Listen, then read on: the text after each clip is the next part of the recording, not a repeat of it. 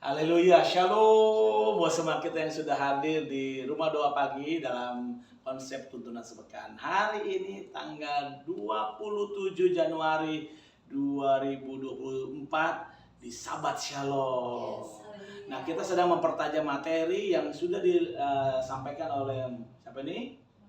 Mone, dan ini tanggal waktu itu tanggal 30 Desember 2023. Temanya apa?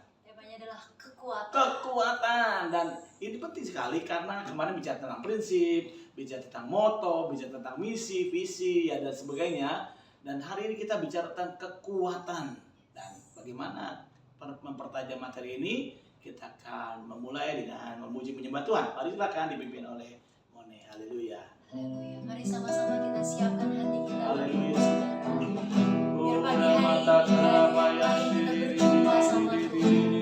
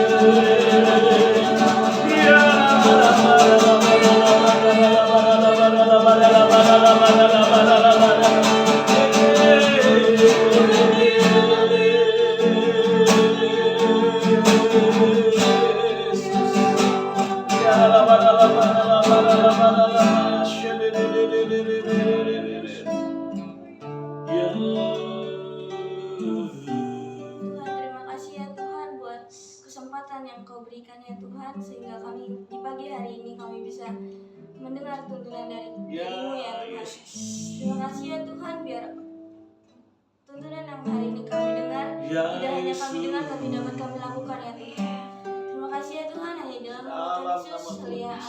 Amin. Tepuk tangan buat Tuhan Yesus. Haleluya. Sekali lagi shalom. Yes. Buat yang baru bergabung, saya mengucapkan selamat bergabung dalam Rumah Doa Pagi dalam konsep Tuhan Sepekan.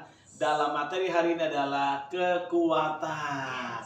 Semua orang ingin punya kekuatan. Tanpa kekuatan nggak akan bisa menyelesaikan segala perkara ya. Tentu waktu orang ingin mencapai satu tujuan, misalnya mau pergi ke satu kota, dia perlu kekuatan, makanya suruh makan yang banyak supaya kuat gitu ya. Nah, ini analogi buat kita. Nah, gereja juga harus punya kekuatan untuk dapat menopang tubuhnya. Jadi jangan puan gereja tuh kayaknya gede, tapi sebenarnya rapuh, nggak ada kekuatan gitu. Nah, hari ini mari kita mau bahas beberapa hal tentang kekuatan, mana ya.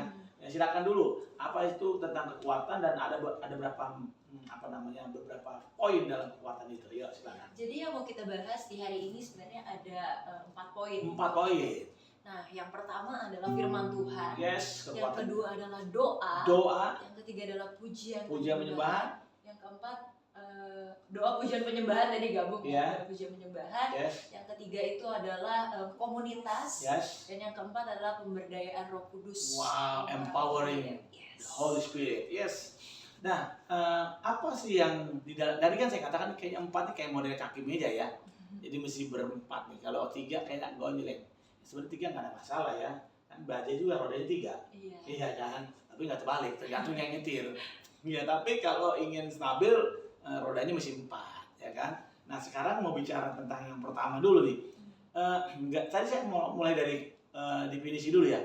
Semua yang kita bahas dari hari Senin kemarin sampai hari ini sebenarnya adalah implementasi dari DNA.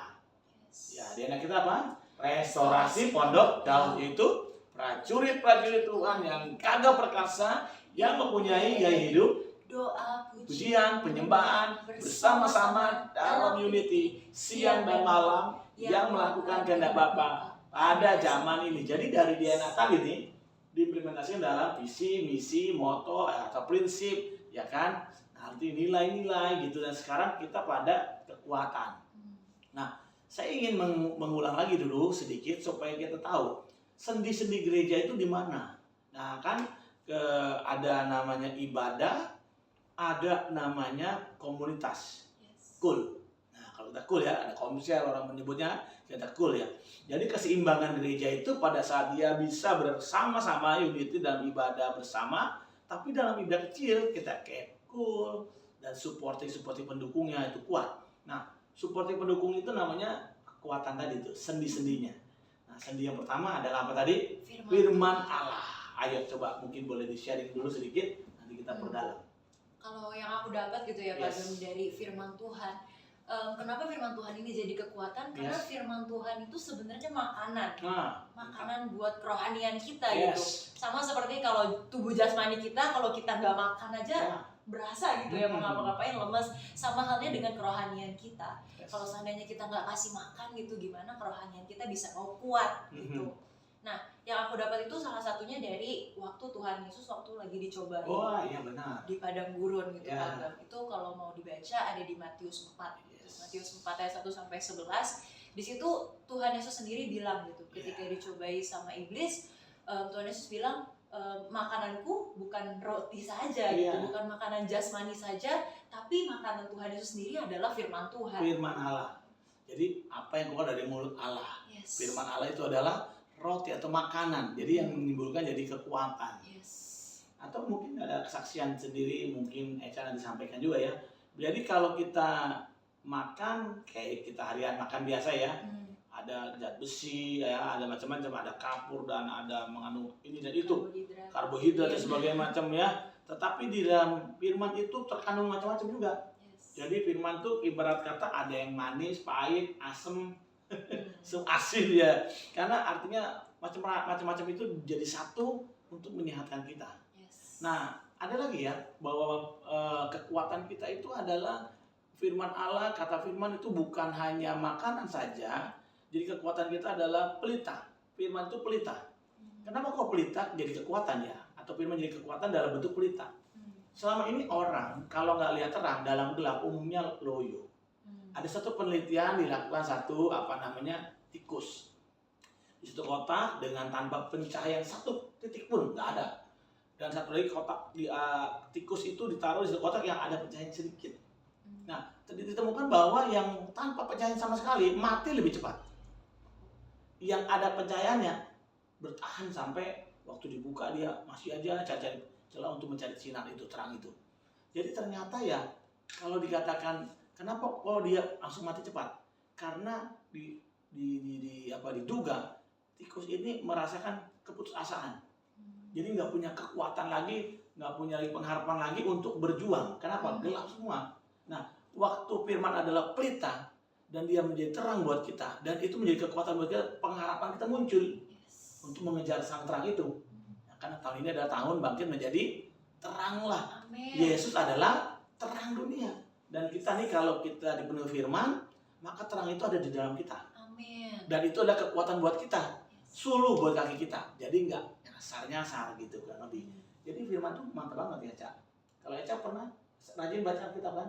Rajin. Apa pengalaman? Mungkin ceritakan tentang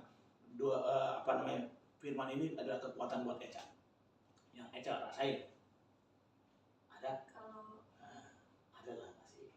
Kalau buat aku Pagam, firman itu bisa banget jadi kekuatan. Amin. Karena kalau misalnya saya lagi loyo, lagi lemes, lagi lemes, takut, baca Alkitab. baca Alkitab pasti di situ ada pesan Tuhan. Baca Alkitabnya begini, cap cip cup teman pesan gitu. Enggak gitu. Enggak gitu ya. Jadi ada yang begitu. Jadi udah begini, ini dah. Tapi kadang-kadang bisa juga pas. Bisa juga. Saya beberapa kali ya dulu waktu yang masih bayi rohani atau masih anak-anak rohani lah ya. Ya kita kayak orang cap-cip cop, set. Ini dia. Baik begitu dibuka katanya, celakalah kamu, aduh celaka. Salah ayat. Pengalaman. Tapi kalau ngomong ayat nih Pak, ada satu ayat pegangan aku yang selama ini jadi kekuatan. Apa tuh? Itu Filipi 4 ayat 3. Nah, apa tuh? Segala perkara dapat kutanggung dalam Dia karena Dia yang memberi kekuatan. Wow, langsung kuat lagi. Nyanyi dah. Allah yang bela. Tapi nggak keburu ya waktunya ya. Tapi ini yang pertama, firman Allah. Masih banyak sih sebenarnya. Kenapa firman itu kuat? Karena firman itu ada pedang bermata dua, pedang roh, yaitu firman Allah. Pedang roh itu dalam Efesus ya, pedang roh. Itu dahsyat ya. Kenapa? Katanya ada pertahanan yang terbaik adalah menyerang, bukan bertahan. Pertahanan yang terbaik adalah menyerang. Nah, penyerang sesuatu peperangan, tentu kita persiapkan namanya pedang atau golok atau apa sejenisnya ya. Artinya bahwa ini kalau nggak diasah, nah lucu kan pedang tumpul, tebas malah bukannya mati orang, geli gitu ya, sakit doang, cuman nggak ada efeknya. Artinya apa? Firman itu jadi pedang roh buat kita kalau diremakan. Jadi bukan hanya kekuatan itu cuma hanya baca. Yes, oke lah sementara bagi yang baru ikut gemar, baca aja ngerti nggak ngerti. Tapi buat kita yang udah 3 kali muter, 4 kali muter, yuk jangan cuman hari ini kita Mazmur pasal 53 ya. Kita baca 53, baca aja. Enggak, sekarang udah mulai cari remanya. Dengan cara kita mencari remanya, mendengar suara Tuhan, kita melatih intuisi atau kemampuan kita menangkap pesan Tuhan di situ, dan itulah kekuatan sejati. Bisa saja ayat yang sama hari ini dan bisa saja dengan ayat yang sama minggu depan, bulan depan berbeda penjelasannya. Roh Kudus itu memberikan kita pemahaman begitu detail sesuai dengan kebutuhan kita. Di firman yang sama kita mendapatkan kekuatan yang berbeda-beda, yaitu firman Allah. Jadi memang kalau ngomong tentang firman Allah itu kekuatan tuh buat saya ya, karena itu sejatinya firman adalah Kristus. Pada mulanya adalah firman. Dan firman itu bersama-sama dengan Allah. Dan firman itu adalah Allah. Firman itu adalah Allah sendiri. Yohanes 1 ayat 1. Dan firman itu telah menjadi manusia, dia menyatakan, makanya kita punya kitab yang hidup. Siapa kitabnya? Yesus. Alkitab yang kita punya, yang kita bawa di buku, di handphone, itu adalah surat cintanya Tuhan. Perlu dibaca, sangat perlu. Kita tahu bagaimana rancangan Tuhan bumi ini kalau kita nggak baca firman. Bagaimana akhir dunia ini sekarang nih, metaverse lah, virus vaksin lah ya kan, 666 lah, antikris dan sebagainya. Itu sudah ada di Alkitab. Jadi kita tahu tuh kalau kita membaca. Nah makanya kekuatan kita jadi mampu. Tadi katakan Prita ya. Jadi kita tuh jadi nggak takut ya, karena Tuhan tuh udah bikin semua sesuai dengan blueprint. Nah, itu yang pertama. Jadi kekuatan firman. Nah, kayaknya nih nanti satu saat kita ketemu lagi bahas ini akan makin kompleks ya. Kita akan gali lagi. Tapi kita nggak bisa ya, waktu ini cukup. Nah, ayo kayak kedua apa? Yang kedua, mungkin lebih spesifik dulu ke doanya Pak. Doa. Doa. Ini kan yang kedua ya, doa. Doa pujian penyembahan. Doa puja penyembahan. Tapi kita pengen bahas apa? Doa. Apa yang bisa bagi dua? Mulai dua atau bagi siapa? Ya. Mungkin Eca mau aku dulu. Kayak di firman Tuhan gitu ya, kalau kita sama-sama baca di 1 Tesalonika 5 ayat 17. Yes. Isinya sebenarnya cuma 2 kata. Tetaplah berdoa. Yes. Tapi kata tetaplah ini loh itu Pak Gem, yang rasanya tuh bikin Jangan berubah. betul. Jadi Tetap. apapun keadaannya, dimanapun, kapanpun, itu terus berdoa. Nah, aku sih ngelihatnya kenapa berdoa bisa jadi kekuatan, karena lewat doa itu tanda kita bahwa kita tuh nggak mampu sendiri. Jadi maunya terus connect sama Tuhan gitu loh. Terus terhubung sama Tuhan lewat doa gitu. Tapi dulu waktu saya masih remaja, ibadah doa itu ibadah yang paling sedikit dihadiri sama jemaat. Asal diajak ngomong, ayo kita ada biston doa. Aduh kayak berat gitu loh. Kenapa ya? Sesudah saya pelajari, karena mereka salah memahami tentang arti doa itu apa. Sehingga akhirnya kehilangan esensi atau prinsip nilai dasar dari doa. Kalau Eca tahu kan doa kan apa? Komunikasi ya, dialog ya, atau disingkat dialog orang percaya dengan Allah. Doa ya, maksa banget ya. Doa itu kan dialog ya, ngobrol ya. Kayak kita dengan orang tua kita ya, ngobrol gitu. Nggak mesti harus minta, bisa aja memuji ya kan, Pak ganteng nih hari ini. Ada maunya itu pasti. Nggak apa-apa dong, kita ngomong apa yang di hati kita muncul untuk ngomong sama Tuhan. Doa ini jadi salah konsep, makanya saya bersyukur ya di gereja ini ibadah rumah doanya dihadiri cukup banyak. Ibadah tengah minggu dalam konsep doanya juga Tuhan kirim jiwa-jiwa luar biasa. Nah, tetapi harus punya pengertian dasar esensi tentang doa. Tadi kan udah saya bacain ya, tetaplah berdoa. Berarti doa itu penting, jangan berubah untuk tetap berdoa. Satu kali ada orang bertanya, Pak, kalau kita sakit berdoa, ya kan? Kalau lemah berdoa. Kalau kita malas berdoa, ayo ngapain? Berdoa. Gak ada lain. Berdoalah supaya dapat berdoa. Satu kali saya pernah ngalamin suatu keadaan di mana saya nggak bingung, Tuhan mau gimana lagi, mau ngomong apa udah nggak tahu deh. Dan Tuhan bilang doa. Ini saya gitu tapi saya malas doa. Jadi maksudnya apa? Berdoalah supaya saya rajin berdoa, mau berdoa. Lalu saya doain, Tuhan, saya malas doa, Tuhan. Tolong saya Tuhan untuk saya bisa berdoa. Bayangin loh, berdoa untuk bisa. Padahal waktu saya ngomong gitu saya sedang berdoa. Saya tahu ya, nggak ada kata lain. Doa itu selain komunikasi, doa itu adalah satu bentuk respon kita. Nah, respon kita. Mau tambahkan mana? Respon apa dari doa? Misalnya mengucap syukur, permohonan, deklarasi, mungkin peperangan. Nyatakan kasih juga bisa ya dalam doa. Mengampuni tadi ya, bisa dalam doa. Melepaskan berkat sampai deklarasi peperangan rohani gitu. Itu doa. Biasa ya. Berhasil. Kalau saya boleh bicara tentang hal doa, yang membuat segala sesuatu berubah adalah karena doa. Doa orang percaya tentunya.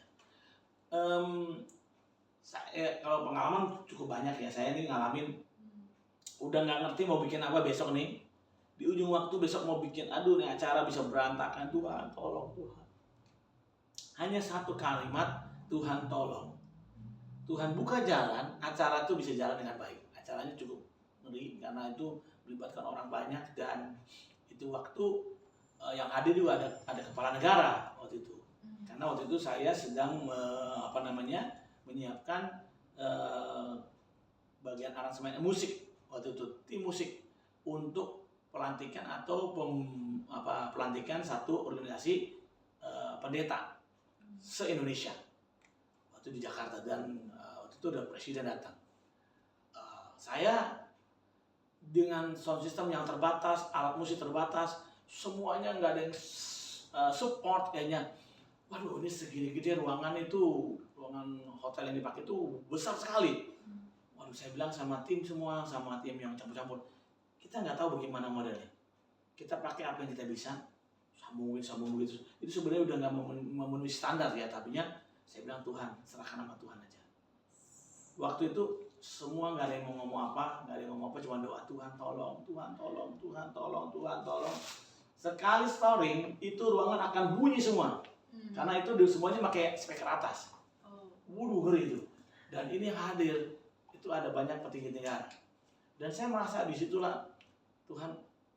Itu malam waktu kita mau persiapan besok acaranya, kita bilang kalau bukan Tuhan ini nggak akan bisa beres, berantakan ya. Karena direkam live lagi di mungkin ada siaran TV siaran. Dan pada waktu harinya saudara, kita nih udah semua nyerah dah, pokoknya nyerah. Dan puji Tuhan nggak ada letupan, semuanya smooth. Memang dibikin smooth, padahal bukan smooth karena kita takut storing semuanya meledak semua di atas. Itu doa membuat kita begitu selesai kita puji Tuhan, Tuhan tolong kita. Ya jelas lah Tuhan sayang kita. Ya artinya Tuhan sayang kita, kitanya bisa sayang Tuhan. Doa. Terus pujian penyembahan. Jadi ini pilar kedua adalah apa? Doa, pujian, penyembahan ya. Ya, pujian penyembahan ini kan apa ya?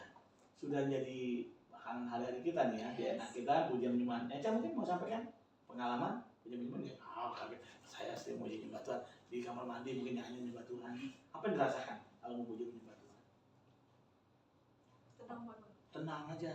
Tergantung lagunya sih. Iya, Kalau lagunya Bertiru Sarindu, tenang.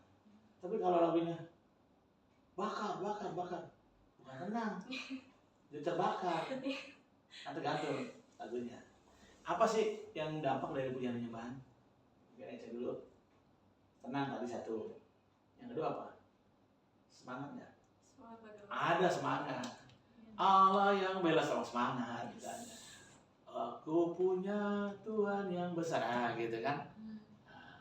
Segala perkara dapat ku tambah. Banyak lagunya ya kan. Ayo silakan yang mau tambahin. Iya. Kalau cepet nih kayaknya nih. Hari ini spesial ya. Hari ini agak lama dikit nggak apa-apa ya. Kayak pujian penyembahan tadi seperti yang Pak Gem bilang juga ya, yang firman Tuhan. Lewat pujian penyembahan juga kita bisa dapat pengharapan lagi Pak. Karena apa yang kita perkatakan sampai telinga kita dengar, itu bisa apa ya? Kayaknya jiwa kita tuh diajak bicara gitu. Jadi ada kuasanya gitu loh pujian dan penyembahan kita. Karena ada kurasakan kasih-Mu Tuhan ya. Jiwa kita, telinga kita dengar, kurasakan kasih-Mu Tuhan. Langsung otomatis langsung mencari-cari seperti sinyal dicari. Rasakan. Itu kayak gitu. Betul. Makanya penting nggak menyembah Tuhan? Banget. Penting nggak memuji Tuhan? Banget. Nah, ini kekuatan buat kita. Panjang ya, karena ini ada di DNA kita soalnya. Kita senang banget kalau udah ngomong gitu. Sambil memuji Allah, ya kan? Kisah Rasul pasal 2 tuh. Sambil memuji Allah. Artinya dalam segala sesuatu dikatakan dilakukan dengan sambil memuji Allah. Itu ini kebiasaan. Jadi habit. Jadi gaya itu. Terus apa lagi yang ketiga? Jadi yang ketiga dong. Yang ketiga apa, Cak? Yang ketiga itu ada komunitas. Komunitas. Nah, tadi kita bicara tentang komunitas. Sayap yang penting, pilar yang penting adalah komunitas. Kekuatan kita tuh enggak karena ya pasti Tuhan yang utama ya, terutama. Tapi selain kita pribadi, tapi komunitas. Nah, komunitas ini coba mungkin sampaikan dulu tentang komunitas. Kalau bicara tentang komunitas, kita nggak bisa jauh-jauh dari cara hidup jemaat yang pertama kali ada di Kisah Para Rasul 2 itu. Jadi bagaimana mereka tiap-tiap hari berkumpul di di bait Allah, mereka sama-sama sharing, mungkin sama-sama renungin firman Tuhan, sama-sama memuji Tuhan gitu. Dan di situ kita lihat bahwa Tuhan menambahkan jiwa-jiwa yang luar biasa gitu buat mereka gitu. Secara kuantitas gitu. Karena punya gaya hidup baru dalam komunitas itu ya. Bahkan mereka tuh tidak sayang berkorban. Yes. Maka tiap-tiap hari ada aja yang menjual tanahnya, hartanya, dibagikan bagi orang miskin. Ya waktu itu artinya kalau diomong sekarang, mana bisa begitu, nanti hartanya pada habis dong. Secara logika. Betul. Tapi tahukah saudara, waktu kita menabur, kita pasti menuai menurut ukuran Tuhan. Yes. Nah, itulah komunitas saling berbagi. Yes. Namanya komunitas saling berbagi. Kita punya namanya KUL, Betul. Community of Love. Jadi komunitas kasih, namanya kasih. Kasih kan nggak minta, memberi gitu. Nah, makanya komunitas ini jadi kekuatan buat kita. Yes. Kalau kamu sendiri lagi ada masalah di rumah, bengong sendiri, jangan cari lain tempat, jangan cari tempat di mana yang nggak ada Tuhan. Misalnya bukan ada Tuhan ya, Tuhan di mana-mana ada ya. Misalnya ke diskotik lah, ke bar lah, ke nightclub lah, cari Tuhan, cari teman-teman seiman yang dapat membuat kita kuat lagi, saling menguatkan. Ini sendiri loh. Kadang satu kali saya pernah juga punya masalah ya. Teman saya datang nih cerita masalah dia. Lalu saya refleks, saya ngomong, saya nggak suka sih ceritain masalah pribadi ya. Saya nyemangatin dia. Padahal saya waktu itu sedang punya masalah dan masalahnya cukup pelik dalam pekerjaan saya. Tapi waktu saya sharing tentang kekuatan, maksudnya sabarlah, kuatlah, semua pasti ada maksud Tuhan. Padahal nih sekarang saya sedang mengalami masalah. Tuhan pasti kasih kekuatan, Tuhan punya rencana. Kayaknya indah banget. Tadi menduplikasi khotbah aja tuh. Gampang ngomongnya, lakukan belum tentu. Nah udahlah. Nah, waktu itu dapat begitu ya. Tahu nggak, waktu sedang ngobrol berdua, Roh Kudus turun nih, rasanya gitu ya. Sesudah dia pulang, saya kuat. Kayak firman yang barusan saya omong, atau firman pernyataan yang saya omong tadi itu kayak balik ke saya, nguatin saya lagi. Itu dahsyat banget tuh. Makanya berkomunitas kan lebih dari satu ya. Kalau sendiri namanya pribadi. Kalau berdua, bertiga komunitas. Makanya di mana ada 2 atau 3 orang berkumpul dalam namaku, kata Tuhan, aku hadir. Jadi kalau kita komunitas berdasarkan kasih, ya Tuhan itu adalah kasih, maka dia hadir. Kalau dia hadir dikatakan akan memberikan kemerdekaan dan saling, di mana di sana dikatakan kita akan menerima kekuatan yang baru. Nah itu komunitas tuh ya. Nah berarti itu udah 3 tuh. Iya betul. Kayaknya udah berpagi nih ya, udah bersiang nih, terang nih gitu ya. Nah terakhir apa tuh yang keempat? Yang terakhir adalah pemberdayaan Roh Kudus. Pemberdayaan Roh Kudus. Gimana? Apa yang kamu tangkap coba pemberdayaan Roh Kudus? Pemberdayaan Roh Kudus. Meraba sedikit nih kayaknya. Apa maksudnya menuliskan ini nih? Karena aku tangkap, malah aku menarik ke belakang dari yang komunitas tadi, Pak. Komunitas, oke. Karena kan komunitas tadi itu kan sebelumnya itu diawali dengan Pentakosta dulu. Yes. Pencurahan Roh Kudus dulu, baru para murid itu bergerak dengan dahsyatnya gitu, Pak. Makanya kalau misalnya Roh Kudusnya dicurahkan gitu, mungkin nggak akan terjadi sedahsyat itu gitu. Yes. Jadi ini mungkin lanjutan dari yang ketiga dan yang kedua juga tentu yang pertama ya doa, puja penyembahan. Yang pertama apa tadi, firman Allah. Yang ketiga ada komunitas. Saya mengingat tentang apa sih? Tentang kita berkata bahwa Tuhan memberikan para rabi, rasul, guru, gembala, penginjil untuk memperangkap orang-orang kudusnya Tuhan. Nah, ini orang-orang yang ada dalam lima jawatan ini kan komunitas. Mereka nggak terpisah nih. Wah, gembala lebih tinggi dari nabi lebih tinggi dari ini. Enggak. Satu kasta yang sama. Tetapi ini komunitas sehat yang Tuhan bangun dalam satu gereja, di mana ada guru, ada nabi, rasul, gembala, penginjil. 5 jawatan yang muncul. Nah, ini muncul kapan? Tadi Pentakosta ya. Pada waktu dia doa, firman, doa penyembahan dan firman itu jadi satu kesatuan, melahirkan komunitas sehat, dan dalam komunitas sehat ada Roh Kudus curahkan. Ingat ya, waktu Roh Kudus curahkan itu terjadi berapa? 10 hari ya. Berarti selama 10 hari itu mereka berkomunitas nggak? Pasti. Masa nggak makan? Iya. Masa nggak minum? Betul. Pasti kan berhenti dulu, makan dulu bentar, capek. Nah, sambil ngobrol sharing, saling muatin blessing, ya kan ya. Hari kedua begitu terus. Bahkan mungkin sebelum 10 hari itu mereka sudah jadi komunitas. Nah, ini yang saya katakan bahwa kalau Roh Kudus dalam sebuah komunitas itu kesatuan muncul ya, maka itu melahirkan apa namanya? Pencurahan Roh Kudus tadi itu. Satu hati ya. Lalu Roh Kudus curahkan. Sesudah Roh Kudus curahkan, apa dampaknya dari pemberdayaan itu? Apa dampaknya dari pemberdayaan itu? Dampaknya adalah mereka diutus. Ya, cara 2. Diutus dengan kesadaran sendiri. Aku mau diutus pakai Tuhan, ini aku pakai aku. Ada gue diutus karena aniaya. Intinya diutus. Tapi puji Tuhan karena mereka sudah dipenuhi Roh Kudus, Maka pemberdayaan Roh Kudus itu benar-benar nyampe ya, benar-benar jadi.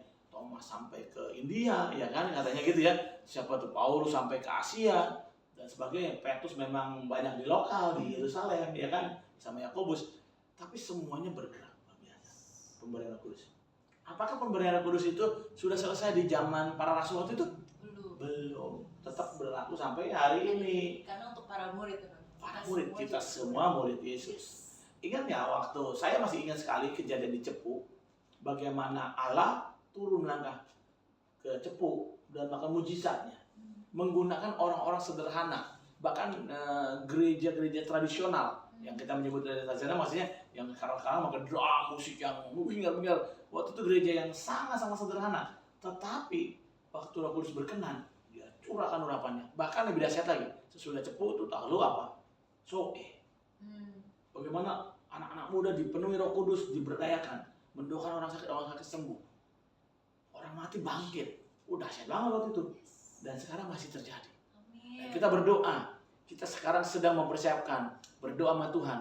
1000 murid pertama yang dibangkitkan, dilahirkan dari gereja ini, dari Arkadia, di tempat saudara. Dimulai dari siapa? Saya. Siapa? Saya. Nah, itu artinya 4 hal penting yang menjadi kekuatan buat kita. Pilar penting untuk gereja bisa berdiri. Bukan hanya berdiri, tapi berdampak. Amin. Amin ya. Jadi gimana? Kalau gitu kita orang yang siap menjadi berkat bagi banyak orang. Tapi jangan jadi orang yang loyal, tapi orang yang kuat. Miliki kekuatan. 4 hal tadi. Apa? Firman Allah, doa puja penyembahan, komunitas yang sehat, pemberdayaan Roh Kudus. Ini aku, utuslah aku. Mari kita berdoa. Bapak, aku bersyukur buat hari ini, kesempatan di hari yang ke-6, di pekan ini kami menerima tuntunan-Mu. Dan di sabat ini kami mau siap terima berkat sabat ini. Dan kami percaya kami mau diutus ke generasi kami, di komunitas kami, dengan kekuatan yang daripada Allah. Ada panggilan Allah, ada panggilan Tuhan atas bangsaku. Ada panggilan Allah. Amin. Ada panggilan. Yes. Generasiku sebelum Yesus datang. Ada panggilanku atas. Mari angkat tangan sama-sama, katakan, ini aku Tuhan, ini aku Tuhan, utuslah aku sampai generasiku risau. Ini aku Tuhan, Tuhan, utuslah aku sampai generasiku. Mari sekali katakan, ini aku Tuhan. Mari siap kita yang boleh pakai Tuhan. Angkat tangan dan katakan, ini aku untuk generasi.